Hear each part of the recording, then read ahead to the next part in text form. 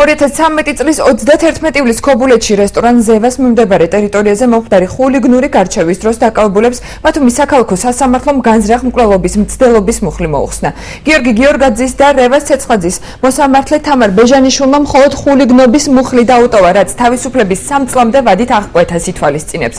ბრალდებულის ადვოკატ თენგიზ კახიძეს გამომართლებელი განაჩენის გამოტანის მოლოდინი ჰქონდა, რადგან მისი თქმით აჭარის პროკურატურამ ბრალდებულის მიმართ სუსტი არგუმენტები წარმოადგინა. საკითხზე აჭარის პროკურატურამ სატელევიზიო კომენტარის გაკეთებისაგან თავი შეიკავა.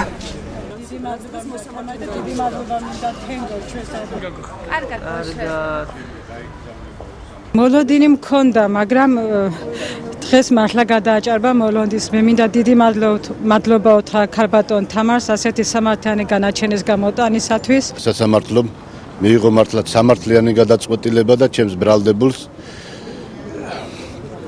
მიესაჯა მხოლოდ ხულიგნობის ნაწილში თავისუფლება აღკვეთა 3 წლის ვადით, რაც შეეხება განზრახ მკვლელობის მცდელობის ნაწილში, მის მიმართ იქნა მიღებული გამამართლებელი განაჩენი, რაც იშვიათი მოვლენაა დღევანდელ სასამართლო ცხოვრებაში. პროკურატურას რო ქონდა სუსტი არგუმენტები და არა პირდაპირი მტკიცებულებები დამადასტურებელი გიორგაძის ბრალისა, ამიტომაც იქნა მიღებული გამამართლებელი განაჩენი.